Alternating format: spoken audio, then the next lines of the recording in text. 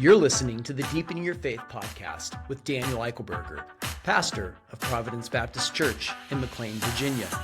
Deepening Your Faith exists to help you grow in the grace and knowledge of Jesus Christ for the glory of God and the good of His church. For more about Deepening Your Faith, you can go to pbcmclean.org.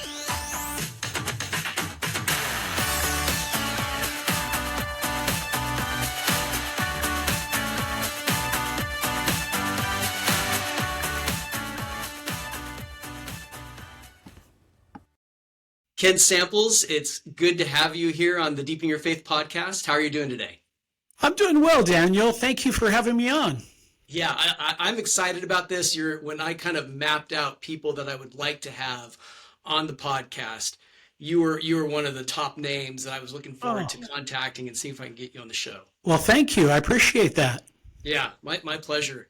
So I'm excited. Now, we're going to talk about your book, Clear Thinking in a Messy World, which is very relevant, I think, to the times that we find ourselves in. But I've followed you enough on Facebook to know and to see you have other passions, such as sports, more particularly the Los Angeles Lakers. Yes. And I can tell a casual fan from a diehard fan, and I would have to put you more in the end of diehard fan, where you have written extensively on social media about the Lakers, not just the present teams, but the teams of the past. Who are some of your favorite players in the Lakers? Oh boy, I became a Laker fan during the 1969-1970 season, so That's been more than 50 years. Some of my all-time favorite Lakers, going back to the early days, would be Jerry West, who was the logo, Elgin Baylor, who was kind of the Dr. J, and Michael Jordan before they came along. And I'm a big Wilt Chamberlain fan, and I love the Showtime Lakers with Magic and Kareem. So I am a diehard LA Laker fan. Well, you have a difficult job. And I don't know the history of a lot of teams, but I feel like if I were to ask someone who's your favorite Bulls player all time, there's a smaller list, I would say, than the Lakers. Yeah. Right? I mean, there are so many guys. To pin that down to one guy or even five seems difficult because of the history that, I mean, you mentioned the Lakers in your book, don't you? I do. Yep. I have an argument. Right. And it's, are they the best team ever? And you make a good argument, but then you do a good job of bringing the Celtics in there. And it seemed like the Lakers were on paper the better, but then you mentioned the head-to-head matchups, and the Celtics have that. Is that correct, if I recall? That's right. I think it's one of the points I make in the book, Daniel, as you know, is when you're deeply invested in a subject, it's easy to think with your heart rather than with your mind. So I'm trying to illustrate that a little bit in there. And I try to be critical in my thinking, but I love the Lakers, and I have to say, it's kind of smarts when people kind of criticize them or attack them.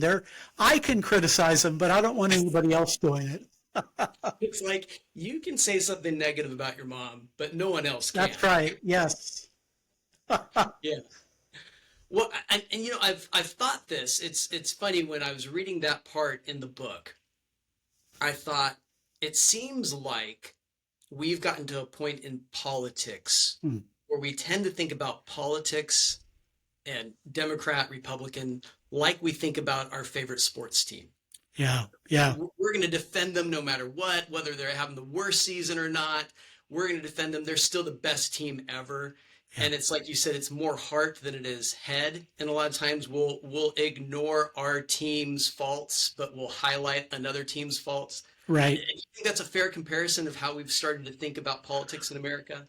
I think it is. And I think a very important point, Daniel, is anytime you are deeply invested in a topic, whether it's politics, sports, education, whatever it is, it's very easy to not recognize your own bias. I mean, put it in a spiritual context. I you know, I'm critical of other people's problems, but sometimes I'm blind to my own problems. And I think you have to kind of watch that.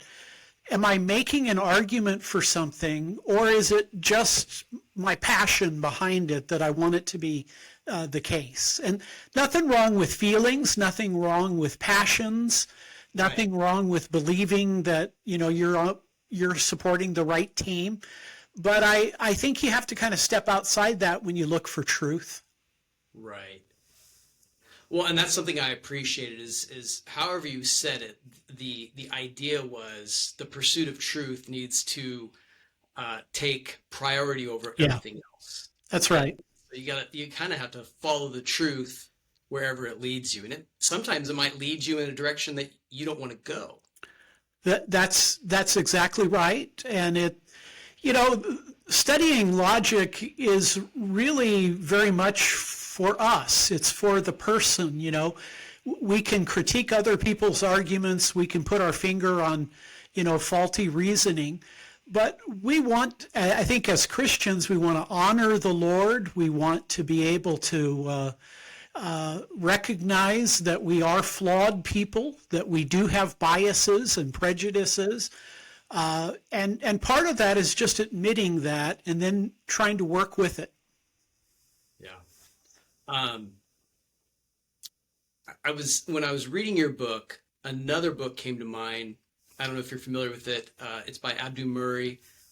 Saving Truth is what it's called. Mm, And he talks about how we're in a post-truth culture. yeah, And as I recall, the way he describes that is it's not that we're morally relativistic necessarily. We believe in truth, but when it comes between truth and our preferences, if those two contradict each other, we tend to lean toward our preferences more than the truth.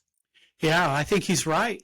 I think he's right. And I think Christians, we need to prize truth. We need to stand up for the truth.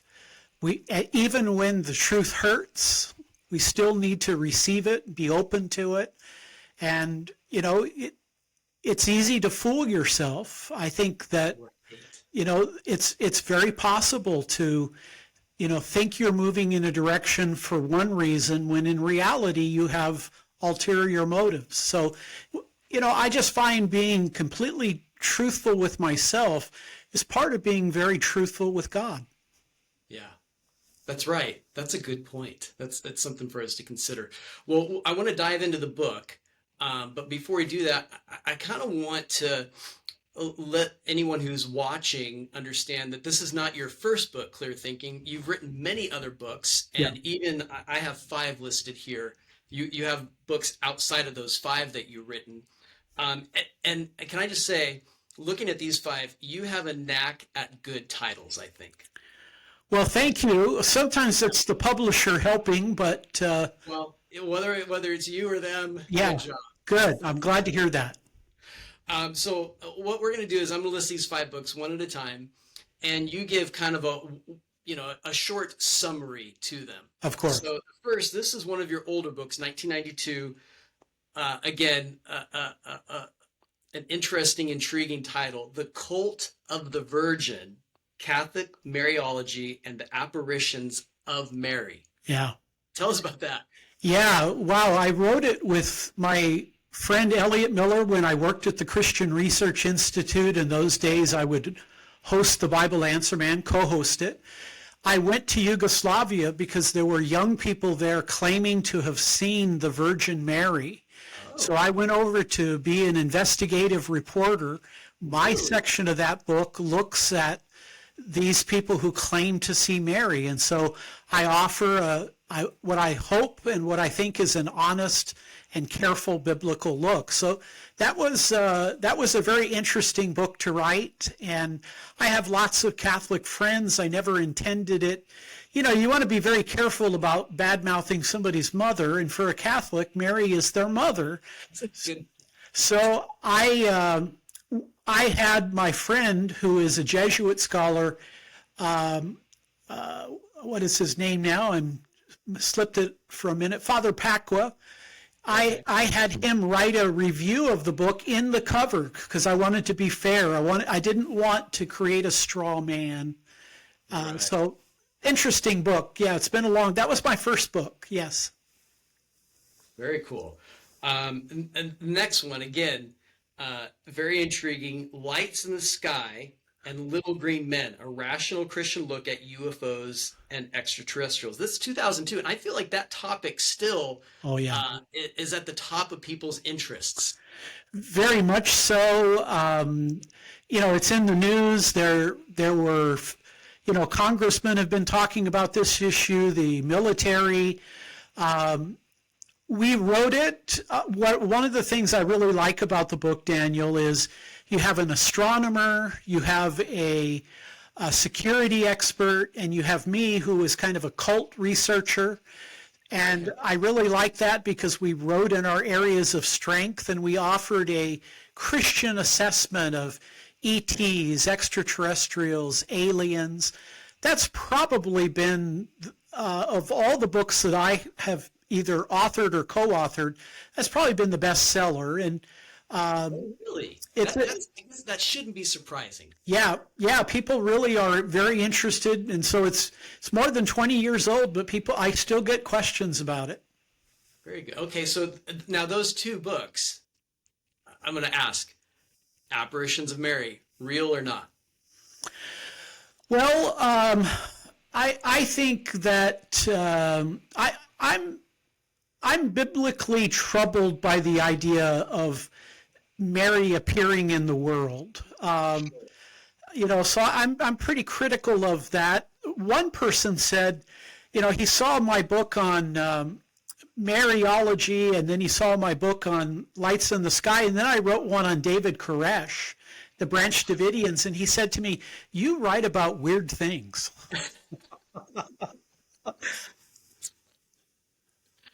Well, unique, maybe not weird, but unique. How's that? And then what about UFOs? Real or not? Well, Are aliens real or not? our assessment is that most of them have a natural explanation. There's a small percentage that seem to resist a natural explanation. We think it may be paranormal. Okay, and could paranormal be angels, demons? The demonic realm, yeah. Yeah. And we take a lot of time to Sorry, go on. we take a lot of time to kind of develop that theory carefully, why we don't think it's extraterrestrial, why many of them have natural explanations. But at the end, we conclude we think some UFOs are demonic. Interesting. Yeah. Have you read any of Michael Heiser's stuff on that topic? I have, and in fact, he wrote a very positive review of our book. Yeah, I was very pleased with that. Yes. See, I think I need to have you on again and just talk about this topic kind of, and then also the demonic realm or something like that. Love to do it. Sure. Yeah. Okay, 7 Truths That Changed the World. Yeah, I wrote that in 2012. My idea there was that there are truths of Christianity that have turned the world upside down. I mean, the idea that you could actually find good could come out of evil, that a person could die and not stay dead. So I tried to look at 7 of Christianity's most powerful truths and show how it's really turned the world upside down. It's not just the secular ideas that change the world, but often it is the Christian biblical ideas that change the world. Interesting. What would be one of those truths that changed the world? Well, I think right off the top would be the resurrection. I mean, everybody thinks you're going to die. There isn't a lot of confidence in life after death. So I make a case for the resurrection. And essentially, Daniel, I say that, look, if Jesus rose from the dead, there's nothing more important for a person to hear than that message. So I try to weave in various Christian doctrines, but in a way to show that they differ with many of the ideas that were present in culture at the time. Well, and I think you're in good company. I think the Apostle Paul puts the resurrection pretty high in 1 Corinthians 15, He right? sure does. So, Absolutely. yeah, Yes. hard to argue that one. Yes. Okay, how about number four, Christianity's most dangerous idea? This is 2013, and the previous was 2012, so these are about a year apart. Yeah, largely I take there the resurrection and just kind of, it was an ebook, and Baker thought, hey, this, we really like that one chapter. Maybe somebody will read that ebook and then move on to the seven truths. Got it. So it's a brief book, but it's been quite popular. Okay, so that might be a good kind of appetizer for people. If you're interested in Exactly. Seven Truths, read this, and then that Yeah. might entice your hunger for more. Well, Yes. very good. And then 2017, again, great title, God Among the Sages: Why Jesus is Not Just Another Religious Leader. Yeah, that book came out of my teaching experience, Daniel. I taught university and college courses in world religions. And I remember after one of our final exams, I had about a half a dozen students stay behind, and they said, Professor Samples, we Googled you and we know you're a Christian. Why did you pick Jesus over Krishna and Buddha and Confucius and Muhammad? And I really wished at the time I could hand them a book and say, hey, look, I'd like you to read about it.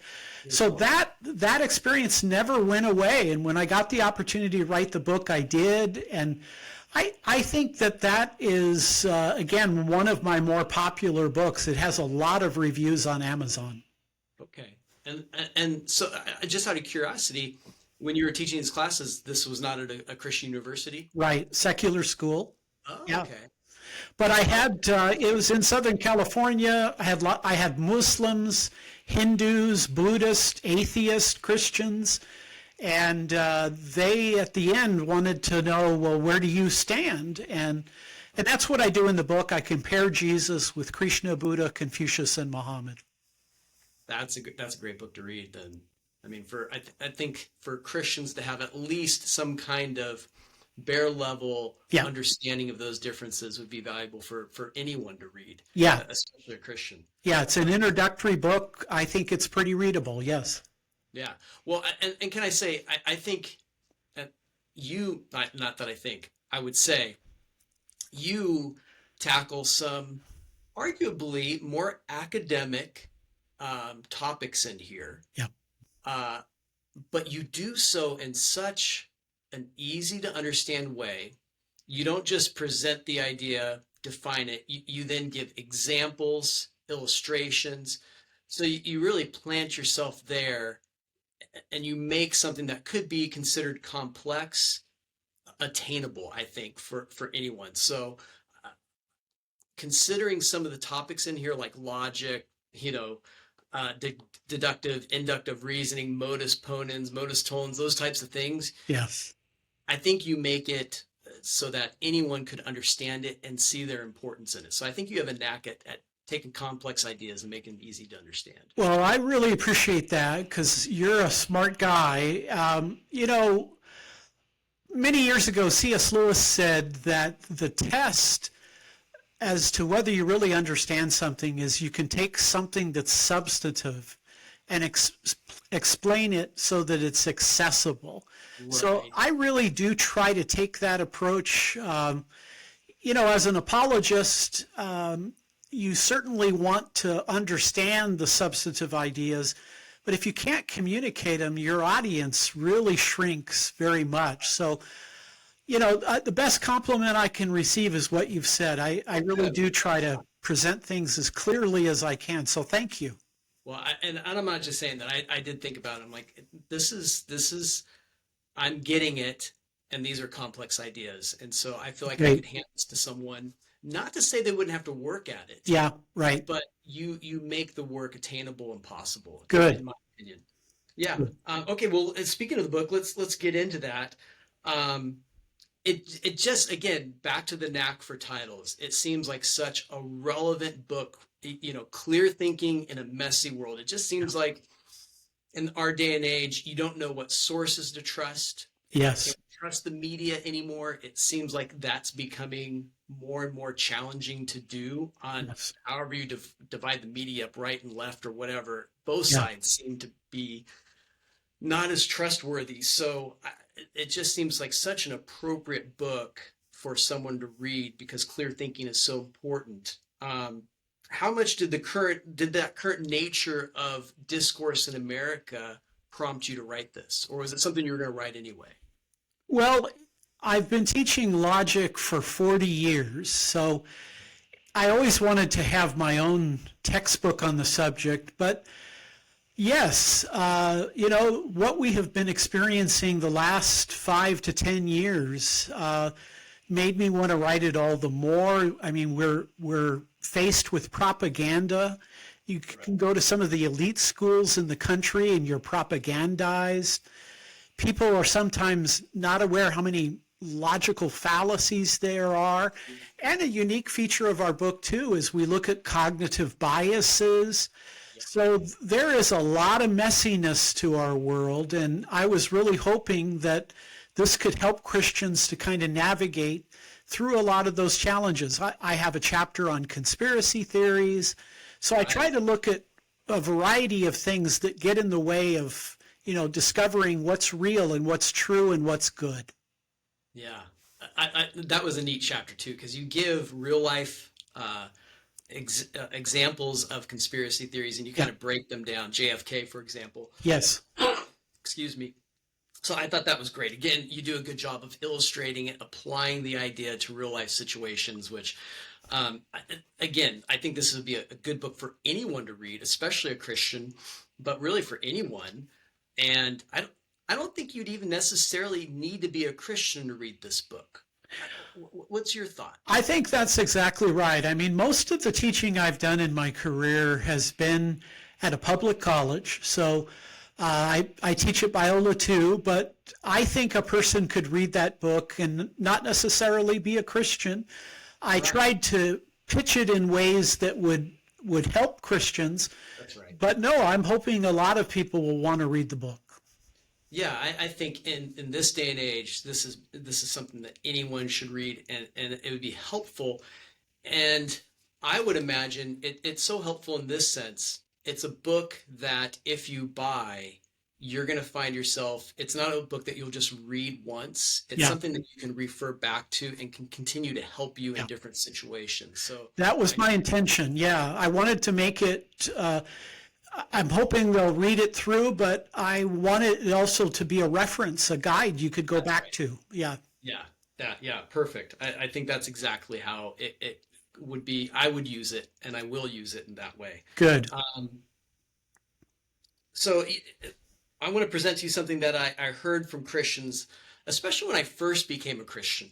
Yeah. And I couldn't tell you who said it. I don't think it was pastors necessarily, but I often heard, philosophy is kind of worldly. It's of the world. It's in opposition. Excuse me. It's in opposition to the Bible or to the Christian faith.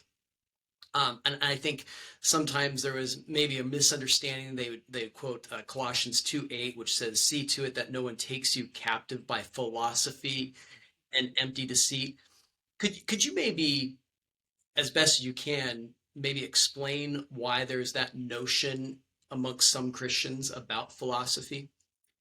Yeah, well, I think when Paul there in Colossians talks of and gives that warning, it isn't a blanket condemnation of all philosophy. It's philosophy that's rooted in this world rather than in Christ. Right. And so, philosophy is the study of wisdom. Philosophy really helps you to develop critical thinking skills. But what's interesting, Daniel, if you go back to some of the great Christian thinkers like Augustine, Anselm, Thomas Aquinas, they viewed philosophy as a handmaid, a servant, a guide. And I would say the same thing. Yeah, you can be you can be taken captive, but that can happen by psychology, by science, by any number of fields. Sure. But there certainly have been, through the centuries, a lot of philosophers who didn't believe in God and Christ. But some of the great philosophers were also Christian. And so I always make sure my philosophical views are influenced by Scripture And I try to recognize that philosophy is a tool. It's not an end in itself. Yeah, I like that. I had read that years ago. I think I first read it, it was attributed to Calvin, and I tried looking it up, but that philosophy is a handmaiden to Yeah. theology. Yes, And that makes so much sense because to think rightly about God, you need to learn how to think rightly. that's exactly right. Yes, and Philosophy helps you to think rightly. it sure does. And you're going to be exposed to all kinds of ideas, but hopefully you have the tool chest to be able to evaluate them and, uh, take the good and leave the bad. Right. Chew the meat, spit out the fat, as they say. Yes. Um, you make an interesting point at the beginning of the book when you say that Christianity has a bookish nature, that there is Yeah. an intellectual aspect Yeah. to Christianity. Can you kind of unpack that a little Yeah. bit? What makes Christianity kind of bookish by its nature? Yes, well, Christianity, of course, comes out of Judaism. Jesus is himself a Jew. He says he is the Jewish Messiah. So the Old Testament, the Hebrew Bible, that was the centerpiece of Jewish thinking. They were a very bookish community. You needed to learn to read because you could read the Torah, you could read the Word of God. That was taken over by Christianity in the first couple hundred years of Christianity, Daniel. You had many texts that were written, manuscripts that were copied, and so Christianity became part of the people of the book that looked to a written revelation. And of course, even in the Middle Ages, all of the great universities, Oxford, Cambridge, University of Paris, these were universities that were birthed by Christianity. And so there is a very strong sense of a bookishness. God has revealed himself, both in the person of Christ, but also in a propositional manuscript. And so that idea of learning to read, to understand, to interpret, that's why Christianity has always paved the way for, literacy and understanding. So absolutely, there's a strong academic tradition within Christianity. Yeah. I loved somewhere in there you said there's the book of nature, Yeah, general revelation, and there's the book of scripture, which is more yeah, special revelation. I thought that was a great way of putting yeah. The two books, yes. The two, God's revealed himself in the natural book, which is like a repository, and then in the literal book of Scripture. Yeah, and so just thinking about that bookish nature, you make a challenge to Christians and really to people like me, pastors, Yeah, to kind of recover this idea of the life of the mind. yeah. Can you tell us what you mean by that phrase, life of the mind? Yeah, by the life of the mind, I mean, we have been endowed with an incredible mind. We can read, we can speak, we can write. I mean, these are qualities that set human beings apart from the animal kingdom. Okay. We are exceptional creatures because we're made in the image of God. And that means that we are made in a way to hunt and gather the truth. We're Use that phrase in the book. I love that. we're the kind of people that we can have an intellectual life where ideas are really important. So I try to encourage Christians on a daily basis to pursue, information, knowledge, truth, to have an intellectual life where you look at very critical issues. I mean, how important is it when you're voting to be able to understand the political landscape? Or when, you mentioned the media, it's difficult. You're not always sure whether I can trust that source.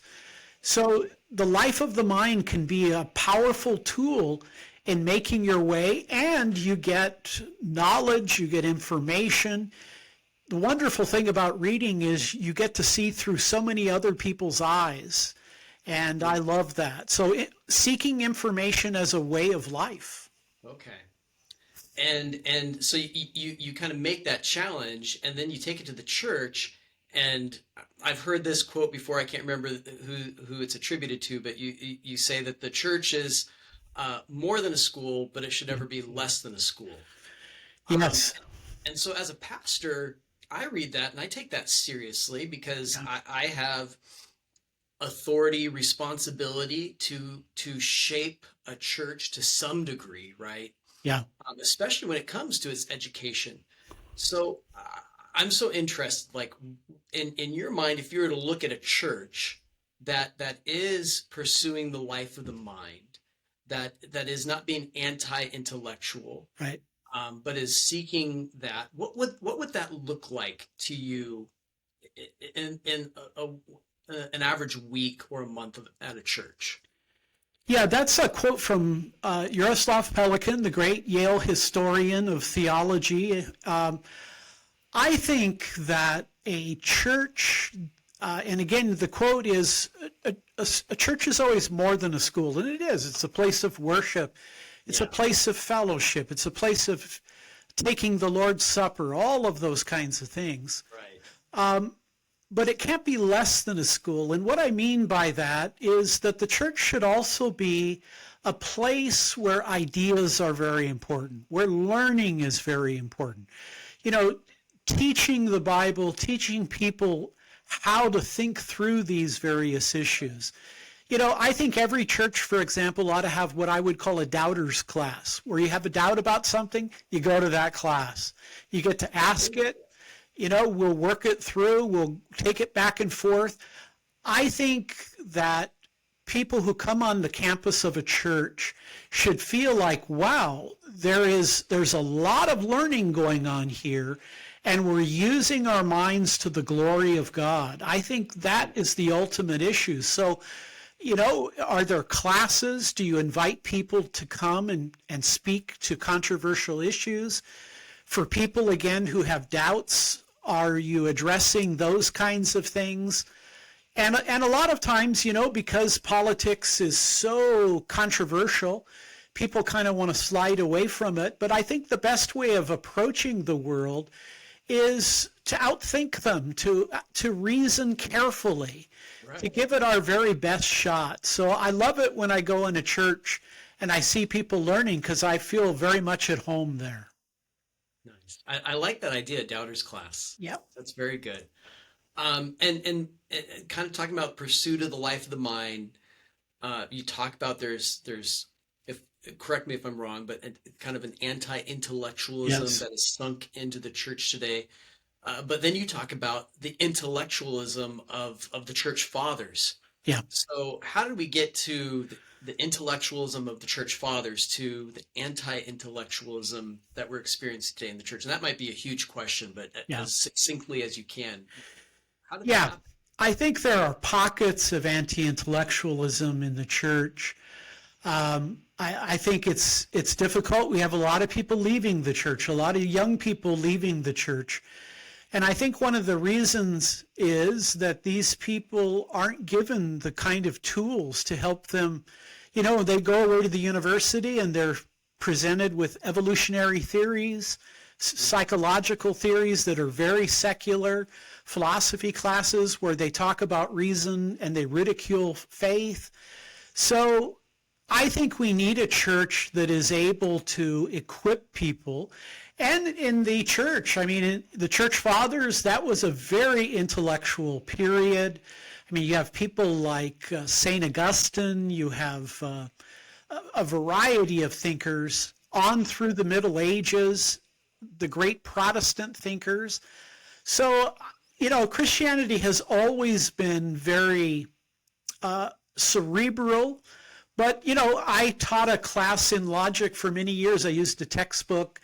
And in that textbook, they had 10, they called it 10 eminent logicians. So you got a little biography of them. 6 of the 10 were Christians. So Christian thinkers have always been very much interested in ideas.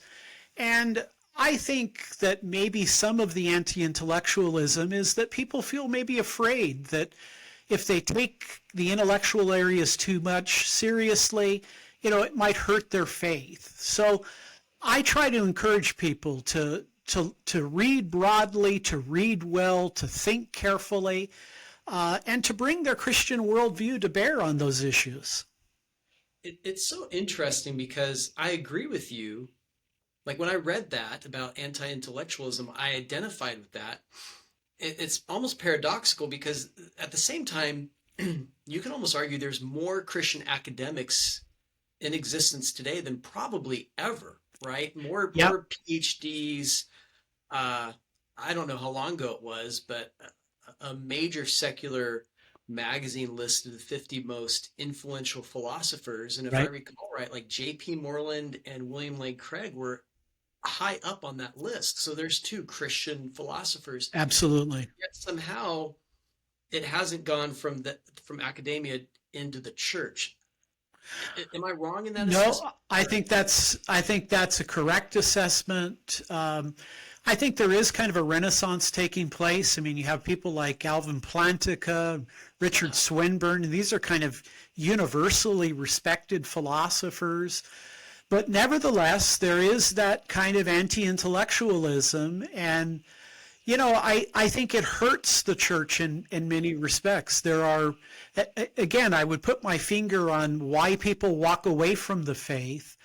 When you're faced with another worldview that is very influential, you have to be able to understand the Christian worldview and be able to, think your way through that. But yeah, we have some remarkable, you mentioned Bill Craig and J.P. Moreland, both friends of mine, people that I admire, and they have, they've taken their craft and they've worked it through, and now they're seen as some of the bright lights within philosophy. And you could do the same thing with science. You could do the same thing in psychology. There are various fields in which Christian intellectuals are, they're movers and shakers. Right. It just needs to trickle down into the everyday church. And that's where we need pastors like you to help do that. Well, thank you. I'm trying. Good. um, so to kind of sum up that, and you hit this right out of the gate, like page one. Can you, maybe there's someone's watching, they're a new believer. Could you explain how faith and reason are not at odds with each other, but actually are part and parcel with one another? Yeah, it's very important. I like St. Augustine's definition of faith. He says, faith is confident trust in a reliable source. Confident trust in a reliable source. Yeah. So the Greek word for faith conveys the idea of confidence, trust. But it's not trust in anything or everything. It has to be a reliable source. And so there, the very definition of faith includes a rational component. I want to have confidence, but I've got to know that which I'm putting my confidence in, whether it's God, whether it's Christ, whether it's the truth, whatever it is, that it's reliable, that it's rational. And so, faith and reason, they're compatible. Faith and reason, faith involves knowledge. It's compatible with reason. Christianity produced science. Christianity produced many of the elite universities throughout the world. So if Christianity is somehow irrational, why do we see such a huge influence in terms of the intellectual firepower coming out of Christianity? So faith and reason are compatible.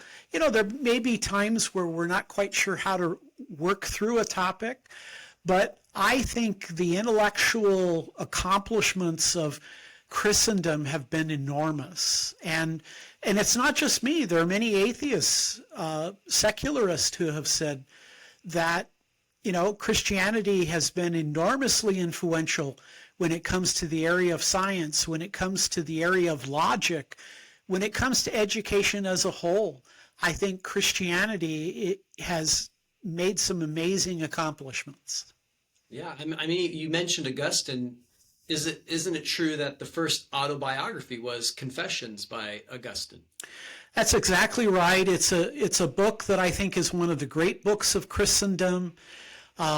It's about his conversion. Usually when you read it, you feel like he's writing about you. You know, he's writing about how we all kind of work our way through the grace of God. But yeah, there's some wonderful classical books that Christians can read that it'll challenge them intellectually, but they'll see the deep spiritual insight being offered. Interesting, yeah. Well, I think that's a great way of putting it, so that someone who's newer to the faith maybe hasn't thought these things through gives some clarity, and that's the book is aptly titled because you give clear thinking, and there's so many things that you say in there that I've picked up through the years that have been influential to me. Even like you mentioned, you define what knowledge is, justified true belief. Yeah. I think even that is just it's an easy way to remember what knowledge is. And it helps you to discern between what truly is knowledge and what is not. Maybe it's just an opinion. Yes. And again, talking about how you make complex ideas easy to understand. You also have some great quotes, and I just wrote down a few of them. Just you have a great way of saying things. One thing that you said is, when thinking is crooked, logic can make it straight. Yeah. I love that. And it's so true. Yeah. It straightens out bad thinking or unclear thinking. That's exactly right. I mean, Aristotle, who we often refer to as the father of logic, not because he was the first person to think logically, but because he kind of systematized the categories. Aristotle said that logic is ordered thought. So a lot of times people have very good minds, but they're inconsistent. They're sloppy. And what logic can do is to help you be more ordered, more deliberate, more careful, so that you're not taken in by fallacies and propaganda and various issues like that. Yeah, I taught intermediate English comp at California Baptist University for 3 or 4 years. And I think that was one of the hardest things to get students to do, was to organize their thoughts well. Yeah. The difference oftentimes between an A paper and a D paper or even a C paper was just the thoughts were not organized. They weren't clearly expressed and explained. And so that was what I would work really hard on getting students to do. Even my own sermons, when I go back after, I kind of have the letdown of Sunday afternoon where you're like, oh, I wish I had said things this way. It's often that after the fact, I'm like, oh, I could have said that so much more clearly. And clearly often means organize the idea and then made the point more clearly. Yeah, absolutely. Logic is a tool. It's a tool to help you to be more careful, to avoid being sloppy, jumping to conclusions, accepting something without careful investigation. In many ways, logic is common sense. You want to think through issues. And it's been a remarkable tool in my life. I love teaching it. In fact, Daniel, of all the philosophy classes I taught, whether it was world religions, intro, ethics, students would always come to me afterwards and say, I feel empowered by studying logic. I feel like I can take an argument and I can take it apart and I can put it back together, and I feel like I have a skill. And they would say, I never thought a philosophy class, a logic class, would be so practical. And I say, I love it. That's exactly what I want students to be able to do. Yeah, it's interesting. It seems to me like I have like I've heard a joke throughout the years about philosophers. Like if you majored in philosophy, that means you're going to be unemployed. But I feel like actually if you have a major in philosophy, you've actually been given a superpower probably to be good at just about any field, because you can think clearly. Absolutely. Even people who don't go on to teach philosophy or write in the field, often they're very good at communications. They're usually good writers. So, philosophy, yes, you probably make a lot more money as an engineer or a banker. Sure. But right. That's the world in which we live. That's the way it is. But, philosophy does a lot of good, and it can help you in various fields. I have found it to be a fascinating field. I've never regretted taking my philosophy degree. Yeah, I think it makes sense that your students say that, because the ability to think clearly and to analyze other people's arguments really is kind of like a superpower. I So like that. Yep, I like that very much. yeah, Yeah, especially in a world where thinking is so disorganized, then it becomes even more powerful. yeah, yes. Another one that you say, and we kind of talked about this earlier, but you say discovering truth through argument is more important than one's ego. Yeah, yeah. And that is so true, but that's so hard to overcome, right? It really is, the life of the mind, the life of reason and logic. It's not about being a snob. It's not about feeling superior to people who aren't as skilled in their thinking as you are. It's really to be a servant. And, pride is one of the great sins. And everybody seems to be vulnerable to it. But in reality, if I'm engaged in an argument with someone, if they do correct me, if they do, point out flaws in my argument, rather than feeling hurt or angry, I should say, you know what, you helped me. And I think humility is such an important virtue in life. And so it is more important to discover the truth rather than just to have somebody stroke your ego. And, I know some of the brightest people in the world. And you know what, Daniel, amazingly, as Christians, they're also humble. I love the work of the Spirit in their life, and I want the Spirit to work in my life that way. That's great. Another great quote: for the cognitive mind, every day is a weekend. The mind will not work any harder than its owner thinks it needs to. So true. I read that. I'm like, that is so true. It's so Yeah, wonderfully said, though. yeah. The problem with most people, Daniel, is not that they can't think. They've got a brain and a mind. The good Lord has given them a remarkable piece of machinery. What we fall back upon is kind of a laziness. We don't work any harder than we have to. And so, on a weekend, you just kind of, you just kind of take things for granted. You go wherever you want. Our mind is like that. And we need to always bring it back to, hey, deliberate thinking, careful thinking. And so, yeah, some of us, our problem is we aren't consistent enough.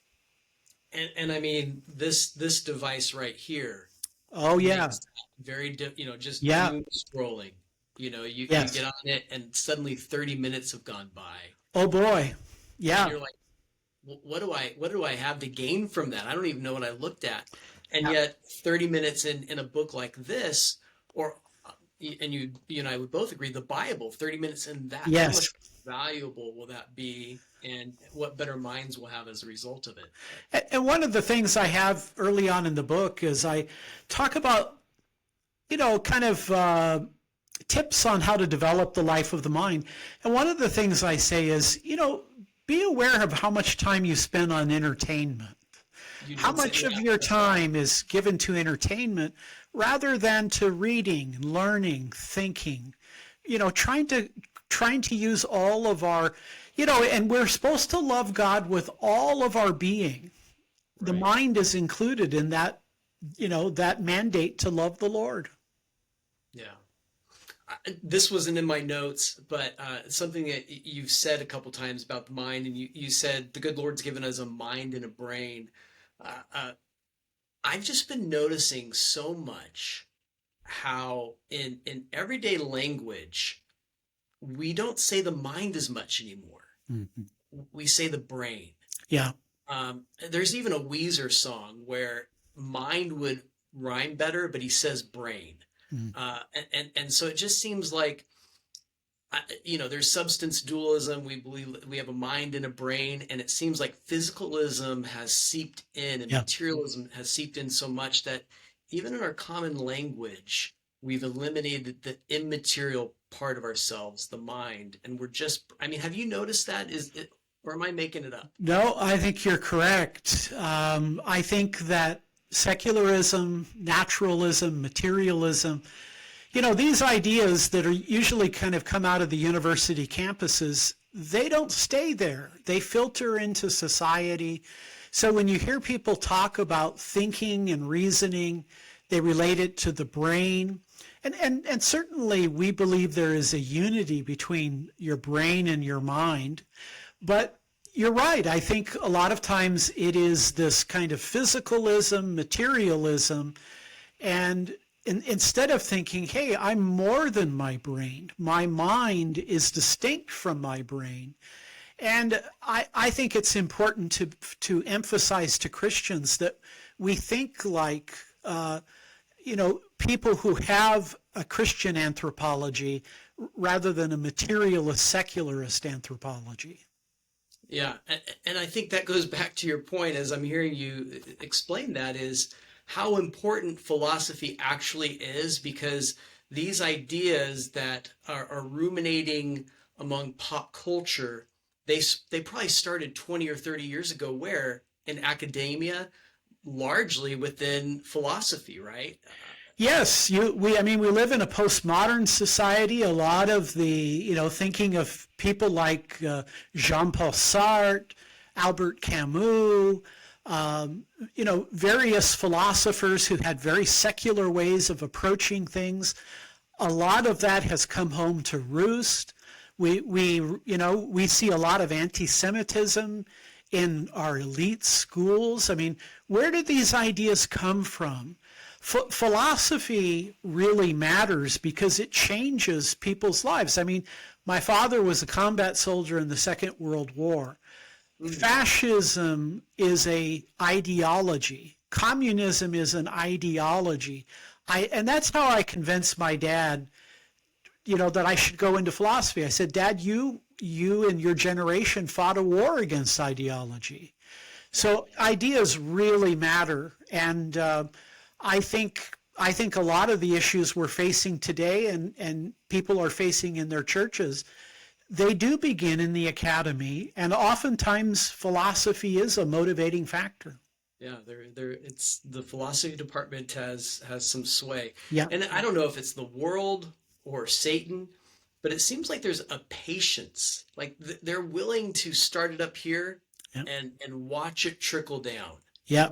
And then reap the benefits of it. I wish Christians could be more like that. Like we're in this long, slow walk of obedience, and we'd be patient for some of these things to. I have asked myself. There were times I wrote a book with my colleague Fuzz Rana about transhumanism. And when I studied the leading secular transhumanist thinkers, I asked myself, I said, am I as committed to my Christian worldview that they are committed to their transhumanist worldview?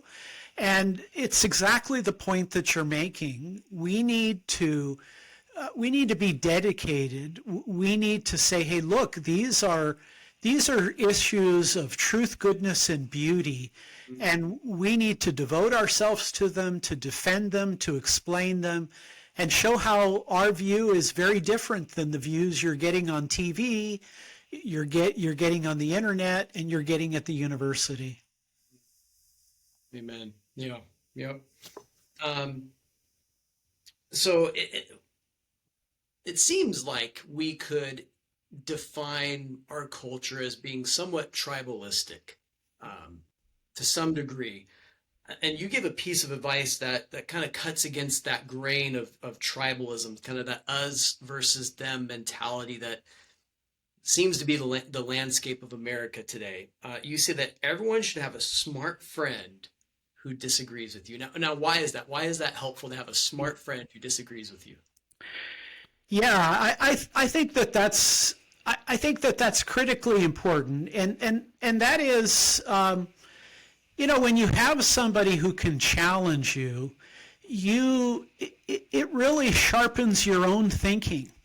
When you're around somebody who doesn't, if everybody takes it for granted, if you are part of a community where everybody thinks the same way, then you're kind of left in your own position. But when you have a smart friend and you care about each other and you respect each other, they can challenge you, you can challenge them.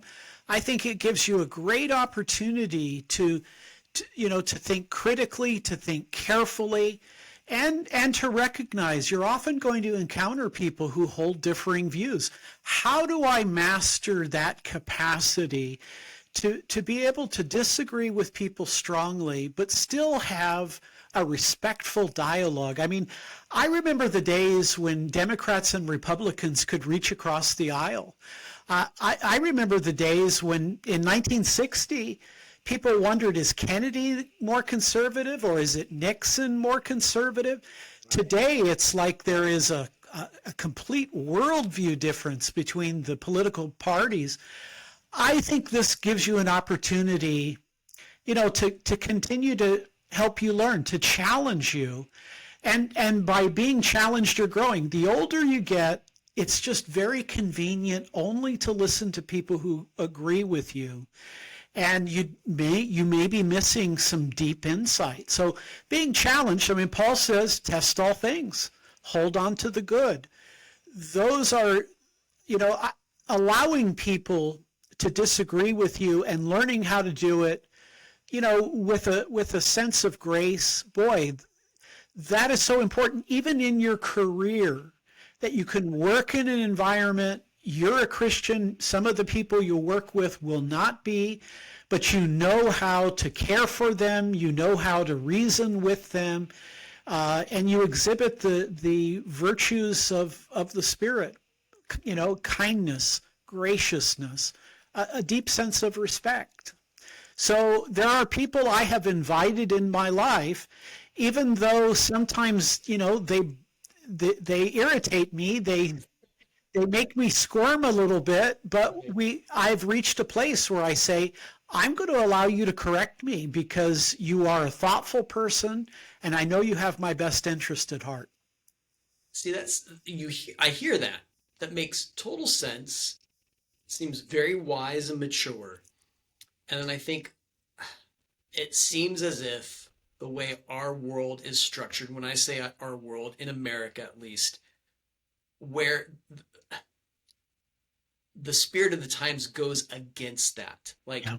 I think of the many times I've seen on Facebook where someone unfriends someone because they get into a disagreement. And we're building all these echo chambers that we live in. And when you have an us versus them mentality, then anyone who disagrees with you is the enemy, and you typically don't sit down and speak with your enemies. So Yeah. it's again, going back to the subtitle, clear thinking in a messy world. It is such a messy world, and it seems to be birthing more messiness rather Yeah. than clarity. I always tell my students, I say, when you write your paper, maybe they're writing a paper on ethics, so taking a position on, abortion or euthanasia, I say, make your case, but at the end, I want you to tell me what's the best argument on the other side and how you address it. Daniel, I think one of the things that we often miss in apologetics is it's not just making our case, but also being able to discern and to take counter positions and say, hey, this is a valid point they're making. How would I work through that kind of thing? So I like to, I think Lee Harvey Oswald assassinated President Kennedy. I don't think he had any help, but I've asked myself, who are some of the brightest people on the other side? And what arguments do they have to bring to bear? Because I want to hear the best argument in opposition to my view. Yeah. And I can attest to that because you go through them in your book. Yep. Yep. So you don't just give your point of view, you give a pretty good, succinct, but accurate representation of some of those other views. And you give them the time of day, I would say. I appreciate that. Thank you. Yeah. Okay, what else can we talk about? In chapter 3, you help your readers to understand what an argument is, Yeah. stating that an argument should have a conclusion, premises, and an inference. That doesn't sound like. I guess what I'm saying is that seems starkly different than what most people think of as an argument, which is more of a fight, right? A Yeah. disagreement. Um, why do you think that is? How did we get to that place where we've gotten away from an argument as giving our position, reasons, and evidence for it, and just thinking an argument is a fight? Yeah, I think you're exactly right. I think, people think of an argument, your jugular vein is popping out, your voice goes up, and it's a fight, it's a spat. Whereas an argument is very different. You could be vigorously arguing without raising your voice, without your heart rate elevated. Your blood pressure doesn't have to spike. And that is that an argument is where you make a claim and then you seek to support the claim. And the inference is that the premises or the support lead you to accept the conclusion. I think that I think again that we need to prize reasoning. I mean, my dad used to say, "Don't raise your voice, improve your argument." And a lot of times we're passionate about these kinds of things. We talked about the Lakers. People will come on my Facebook page and they tell me, Michael Jordan or some other player, and what I want to be able to do is to say, I like Michael Jordan. I think these other people are terrific. But here's why I've concluded what I have. So I think maybe the problem is we have not prized reason, and we have not taught people that there are skills that we can work through to do this. And it doesn't mean emotion is bad. I mean, God gave us our emotions. We are people of deep feeling. But to think through an issue, it takes work, it takes skill, it takes practice. And a lot of times we haven't been encouraged to do that. Yeah. And even as you were talking about that and explaining what we should be doing when we're giving an argument, it seems like that if we go through that process, okay, Yeah. have I stated my point? Have I given reasons and evidence for it? Might slow us down, Yeah. cause us to speak more slowly, to listen more. I feel like when an argument becomes a fight, it's when we're quickly exchanging ideas. It's a Yeah. tit for tat. I got to have a response. I can't really listen. And like you said, there's times where even I found even if I'm right on the big picture, someone else might make some good points that are true. And to Yeah. even give that to them helps the argument progress in the right direction, right? So just thinking through an argument, slowing down might actually help us argue better. I think that's a great point, Daniel. And logic does that. I mean, Right. when I recognize that maybe the people who hold very different positions than I hold, that there is a rationale behind it, that there is an argument over there you've got to address. Right. I think as well, growing to be a mature person where you say, look, I'm not interested in winning points. I want to have a conversation with you. And I love the idea of slowing down, being deliberate, being careful. Hey, you know what? You've made a good point there. Let me think about that. Let me chew on that, because I have never heard that before. I think that is a place where people have a meeting of the minds. And, if we want to evangelize or we want to engage in missions or apologetics, I think we have to be attractive people. And by that, I mean, not people who are, putting our finger in people's chests and telling them you should be living differently. I think we want to be able to communicate them with a sense of grace and winsomeness. And we can only do that if we're careful and thoughtful. And so, yeah, I completely agree with you. 3 laws of logic. What are the 3 laws of logic? Why are they important for us to know as Christians, or for anybody, really, for that matter?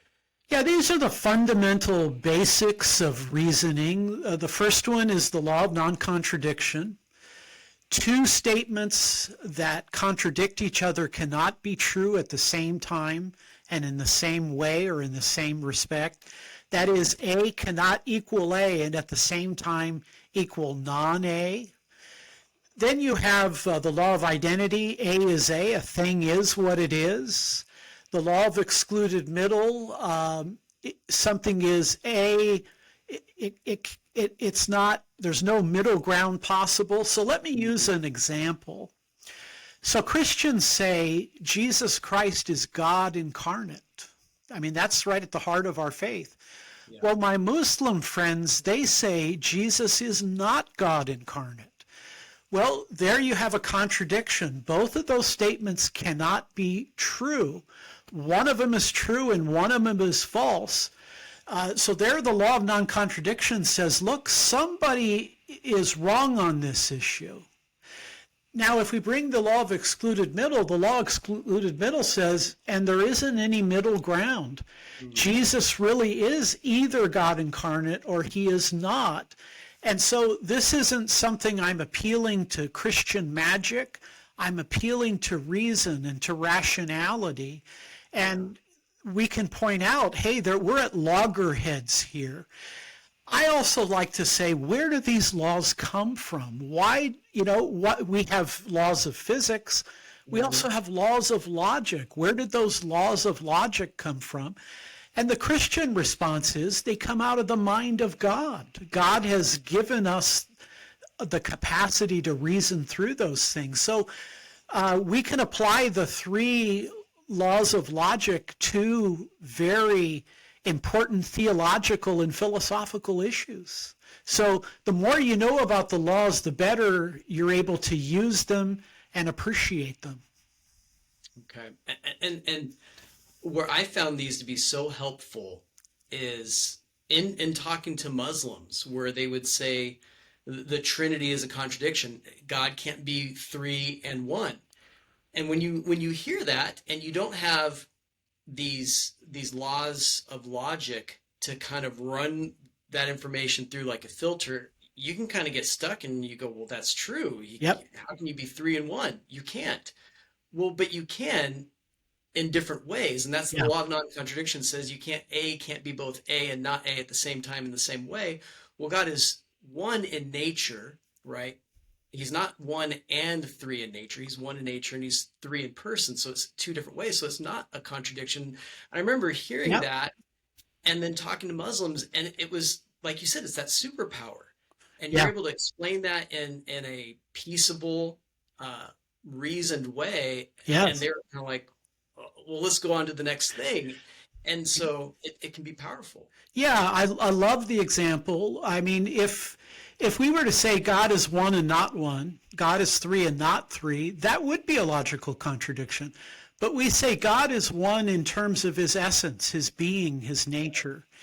But God is three in terms of his personhood.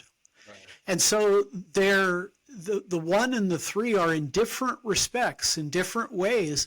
So you can present the Trinity that,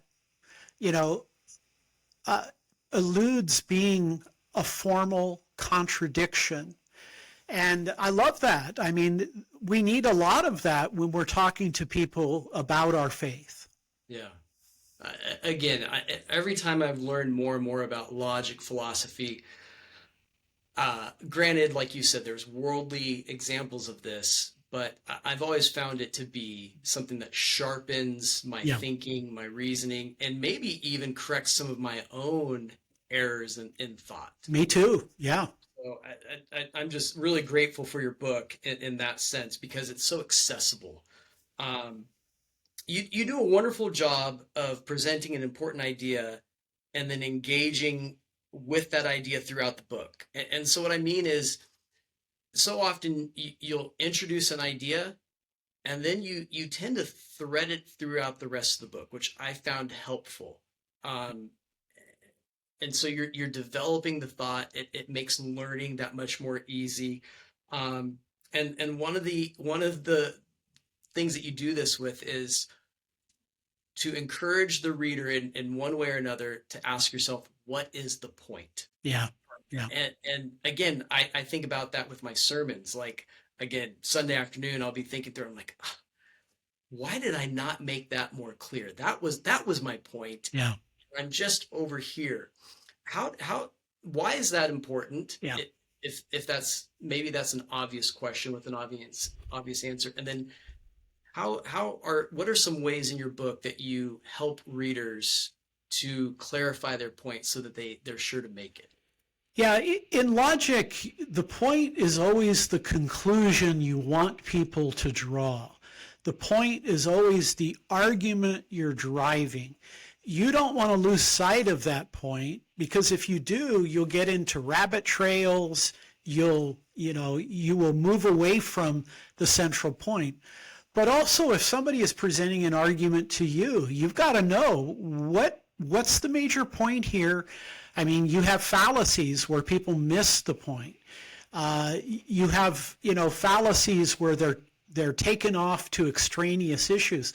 So I think one of the challenges in logic is to be focused like a radar on the point of an argument, because you have to not only persuade it, but you have to keep bringing people back to it.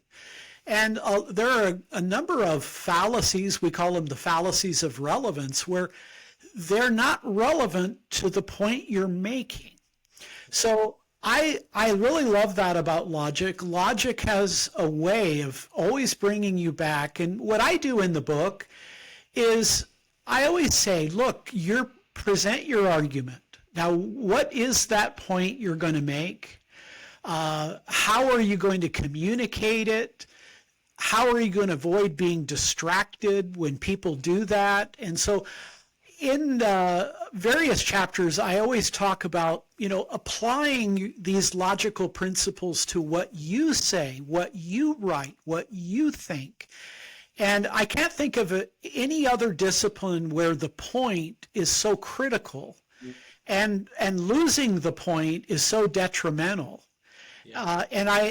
To me, logic has taught me to be clear, to be careful, to be concise, to be cogent, to consider the alternative. And so these are principles, and I like your comment. They can lead to you having a superpower where, hey, was it clear, concise, cogent, compelling? Have I considered the alternative? It's kind of like a checklist. Right. And that's right. You get 5 C's, don't you? yes, and so it keeps you from that lazy weekend where your mind's all over the place. Right. Well, one of the things, I don't know if I had ever put it together in such a summative sense, but I think when you're talking about informal fallacies, all of those are ways to get you off the point. That's right. That's And right. it's so interesting. Like, I started thinking, wow, is it a result of the fall? What is it? It seems like by human nature, we have these built-in ways of getting ourselves off the point. Yeah. Um, Yeah, being distracted, allowing our bias to kind of cloud the issue, or appealing to things that are irrelevant to the point. I mean, you could say that all fallacies, in one way or another, take you away from the point of the argument. And I think being a sinner is part of it. I mean, even the Apostle Paul says that sin can blind you. So, being diligent, being careful, it takes a lot of work. It's kind of like working out. You go to the gym, you got to do it over and over, and you got to be consistent. You've got to eat. Logic is taking those principles, instead of the muscles in your body, it's the muscles in your mind. right. Interesting. So good. In the book, you guys make the distinction between education, propaganda, and indoctrination. Could you kind of unfold those 3 ideas? Yeah. And maybe even make an assessment of which is most prominent in, let's say, our public school systems? Yeah, education is, And university, sorry. sure, of course. Education is where you teach a person how to think for themselves and how to reason through a challenging issue. So, a lot of times today, we're told what to think instead of being taught how to think. Mm-hmm. I never tell my student what conclusion to draw in their argument. Education has this real sense of leading you to what's real, what's true, and what is good. Indoctrination is, in large measure, just telling you what you should believe. And propaganda is even worse because there I'm trying to manipulate you, usually in a political context, to get you to draw the conclusion I want you to do. So education doesn't manipulate people. Education looks at both sides of issues. Education, appreciates a broader sense. And I think we are in very serious trouble today. I don't know what has happened to our public school system. Some of the elite schools in our country are propaganda mills. I talk a lot about don't tell me what I should believe. Help me to think through the issue and let me decide for myself. But you see, if I'm a propagandist, I don't want you thinking for yourself. I want you to think the way I think. I want to control you. And so I think propaganda and indoctrination are serious issues. I mean, look, Nazi Germany, they had a propaganda ministry. And they weren't trying to help people to think through and make decisions for themselves. They wanted to control them. Communism, fascism, all ideologies, negative ideologies do this kind of thing. And education is helping a person to work through. I mean, ultimately, I'm going to teach you how to be critical so that you can draw your own conviction about an important topic. I'm afraid some of our elite schools are no longer doing that. Which is just, it's scary because it seems that, and correct me if I'm wrong, my sense of the university, maybe going back, I don't know, 75 years. Yeah. Not everyone went to the university. Right. Right? It was more selective if you're going to teach, if you're going to research. Where now, fast forward, everyone's expected to go to the university. It's publicly funded. And so that makes it even more dangerous. If the universities, to some measure, whether it's most or some or all, are propagandizing, well, then that means the majority of our young people are in jeopardy in some way to whatever ideologies, good or bad, that are being propagandized. Is that fair to say? It's very much right on target. We used to talk about what we called a classical liberal education. Right. Now, by liberal, I don't mean anything politically. A classical liberal education is where you would look at issues, debate them, go back and forth. There would be a strong sense of freedom of speech, consider all of the alternatives and then draw your conclusions carefully. That kind of, classical liberal education, that came out of Christianity. That was the Christian perspective, that you're to test all things, you're to check sources, you're to work through these issues, debate them, research them. However, ideologies like communism, like fascism, like postmodern thinking, even woke ideas, there is very little critical assessment, very little critical thinking taking place. I think the best thing you can do for a person is to teach them how to think through issues, to be very careful, and then to let them develop their own way. I mean, to pay $50,000 or $60,000 to send your son and daughter to a university where they're propagandized, I'm not going to do that. I mean, Daniel, I hate to say it, but I could go to the public library and check out the great books of the Western world and get a superior education than at many universities. Plus, there's also trade schools. I mean, not all of us are cut out to be plumbers, but plumbers can make a really good wage. There are a lot of people who can reach their goals in life without going to a university. Yeah, you can become an electrician. I mean, all of those trades today. I live in Northern Virginia, which is like Orange County, California. Like every tradesperson, it's like $500 just for them to show up. Oh yeah, Yeah. So yeah, and you probably have a better shot at maybe starting your own business as an electrician or a plumber. So there's not as much of a ceiling perhaps, but yeah, not everyone. And I had in my English classes at Cal Baptist, I had kids coming to my English class 3 times. They took it 3 times. And I remember the first time it happened, it was at that point where they could drop the class and they would receive the F. And I had no reason to think that they were going to be able to pull themselves out of the hole that they're in. Mm-hmm. They weren't going to do it for whatever reason. Yeah. And I told them, why don't you just drop the class? Yeah.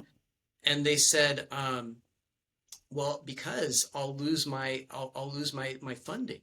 I have to stay at 12 units to keep my my student loans. And so they just kept taking the class over and over again.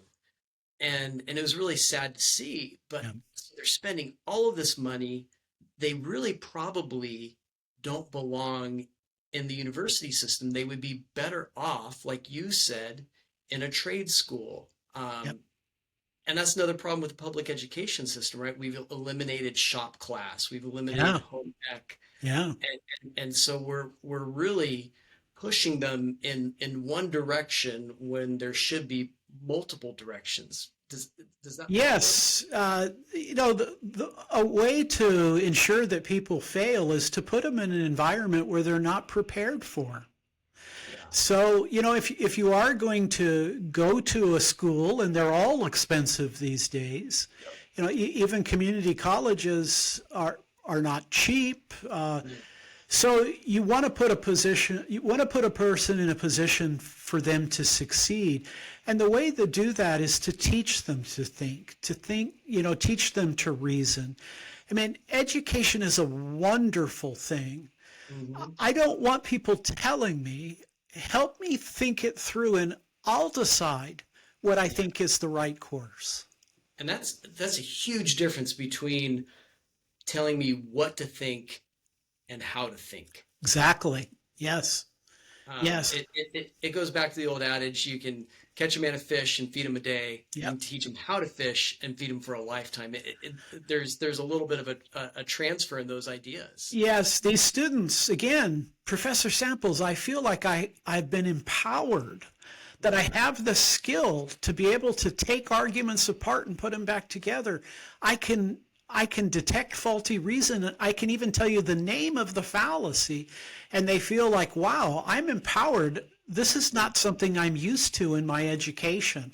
And I say, wow, I'm so happy for you that you see the value in this. Well, I'm glad there's someone in the university systems that's teaching people how to think, not just what to think, which I think that being a Christian, right, who are often accused of being narrow-minded, bigoted in our thinking. The fact that it's a Christian that's going, look, I'm going to teach you. I feel confident enough in what the truth is that I can teach you not just what to think, but how to think. And that's going to lead you to the truth. That's right. That's exactly right. I want to persuade you, but I don't want to use propaganda. I don't want to shame you. I want to appeal to the very best arguments and demonstrate why I think that this is correct. And then I'm going to respect you enough to allow you to think it through and make your own decisions. Yeah. It is Is this the result of propaganda? I sense that there are certain topics in American discourse that if you give an opposing idea, Mhm. you're almost shamed, Yep. um, maybe fear mongered, or told that you're maybe I don't know whatever the accusation is, anti-intellectual or anti-science. Yeah. Is that the result of propaganda? Is that what propaganda usually does? Not only does it only tell you what to think, but it scares you to think differently?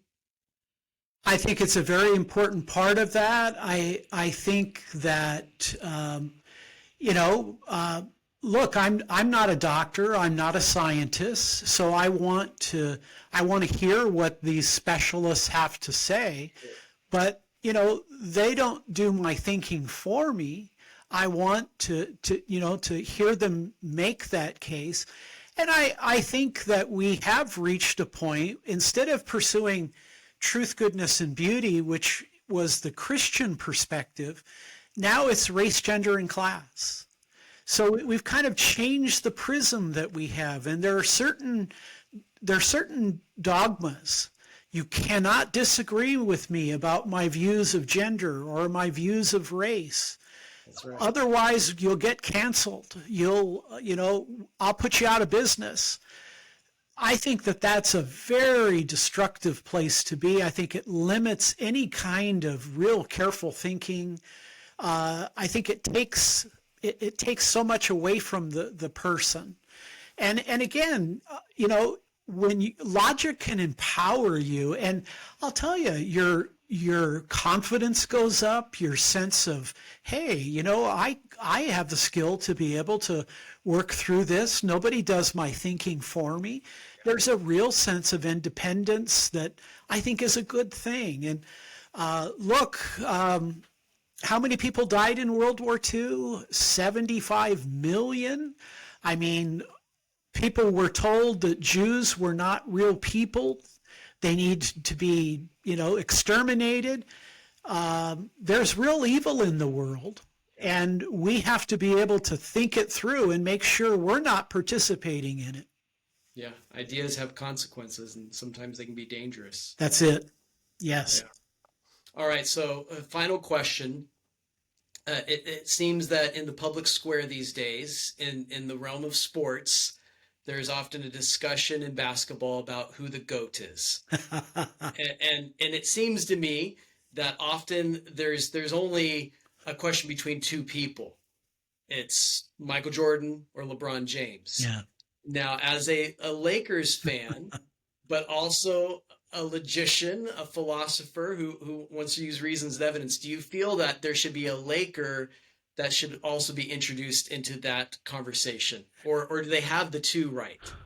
Well, I first want to say, I mean, Michael Jordan and LeBron James are remarkable basketball players. I mean, the fact that LeBron would be able to play as long as he had at such a high level, I mean, that's something I'm not used to seeing. Now, I would say It's a Laker though, so maybe I'm mixing up my own categories. that's right. You got a Laker player in that discussion. I guess I would ask the question. I think, how would you define the GOAT? How would you define the greatest of all time?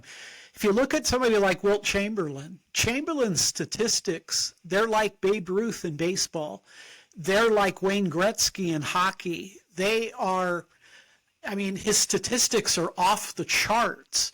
Right. So how do we define the greatest of all time? Is it statistics? Is it leading your team to championships? Is it just overall, skill? I certainly think Jordan and LeBron are in the discussion. I just wish that Kareem and Wilt and Magic Johnson would be in that discussion as well. I don't want to be dogmatic. I hope it's not a Celtic, but if the Celtic can make their case, I'll listen to them. Larry Bird. My wife and I were saying the other day, when Bird had the ball at the end of the game against the Lakers, we were afraid. I mean, Bird was dangerous. So he can sink a dagger. I think he has to be in the discussion as well. And To me, it seems like, and again, I don't even follow the NBA anymore. Yeah. I follow NCAA basketball Yes. more than I do the NBA. But just the way the game was played in the 90s, where it was so physical. Oh I mean, boy. watch those games with the Pistons, Yeah. who was it? Bill Lambier, is that right? Oh yeah. And then Rodman. I mean, those guys were just ruthless. They would beat up Jordan. Yeah. And I just wonder, and it's always hard comparing eras, but could LeBron score the way he scores now in that more rough, very physical game? I Yeah. would imagine it would have to be harder to shoot and score then than it is now. But maybe I'm wrong. Wilt Chamberlain had a discussion with Michael Jordan. He said, "You come in my lane, I'm going to knock you down." Right. It was a very different, and that's part of deciding the GOAT. How do we compare these eras? Yeah. So sometimes I would just like a clear definition of, you know, what would that be? What would that look like? But I have to say the Lakers have been special to me in my life, and my kids are Laker fans, so I've passed down the Laker belief, and but I will tell you I've been a little bit turned off by the NBA. I think it's way too political. I think it's way too postmodern, woke. Keep the politics out of it. Yeah. Just let the players play. That's kind of what sports is about. Yeah. It's to me escaping life for a little bit and Yes. enjoying. And now they're bringing life, all the things I'm trying to escape, into the game. It's like, oh, I can't escape this stuff. That's right. I'm of the same mind. I want to get away from. I just want to enjoy these terrific basketball players and watch them compete. Keep the Yeah. politics out. Well, I mean, in a sense, sports is amusement, right? And amusement is not to Entertainment. think. Yep, that's right. and, and not that we don't think about, we can get very nerded out about our sports, but Oh we're yeah. not thinking about all those other things. We're just thinking about sports. And so, yeah, I agree. All that stuff trickling in, I have a good friend out here who loves baseball, and he has troubles watching baseball now for the very same reasons. He's just like, I want to get away from this stuff. I concur. And I think I think your point there about the entertainment value, the national pastime, just being alone and enjoying a sport, when it's pumped through with race, gender, and class, it's like I don't need any more of that. No, it's everywhere. Yeah. Yeah. Um, it's funny. I presented that idea, LeBron and Jordan, as if LeBron wasn't a Laker. Now, maybe that's just me forgetting, or would you consider him a tried and true Laker? Well, I mean, they won the title in 2020, and I think he's a terrific basketball player. In the old days, you couldn't move around from team to team. Yeah. You largely were kind of stuck with the team you're drafted by. But LeBron and I have differing political ideas, no doubt about it. But I think he looks like a linebacker. I mean, Yeah. you take his shirt off, he looks like he's a football player. And to play that long at such a high level, I got to give him, his due. He is a terrific basketball player. And Kareem didn't play his whole career with the Lakers either. So That's right. That's right. He I played tend to with think of Kareem Milwaukee. as Yeah. Yeah. yeah. All right. Well, this has been a great time. I appreciate you Yeah. setting the time aside to talk about these things. I cannot recommend this book enough to Thank anyone. you. It's not just for Christians. Anyone who, in the messiness of this world and the muddied thinking, this is going to be a book that's going to empower you to not only think clearly yourself, but to better understand and evaluate other people's thoughts and to see if they correspond with the truth and what reality is. So this is Clear Thinking in a Messy World, a Christian guide to logic, reason, and cognitive bias. And we didn't talk about that last part a lot, but that's a very interesting part of the book. Yeah. There's so much to say about this. I can't thank you enough for writing it. And I can recommend it to just about anyone, or not just about, I can recommend it to anyone. It's going to be a helpful book for them, and I think a resource that they will over and over again consult. So thank you for your time. I hope to have you on again. Well, coming from you, that means a lot. You're a sharp thinker. You have a great podcast. Keep up the good work. Thank you very much. Well, this concludes this episode of Deepening Your Faith with our guest, Ken Samples, author of Clear Thinking. And we hope to see you again in our next episode. God bless. Yeah.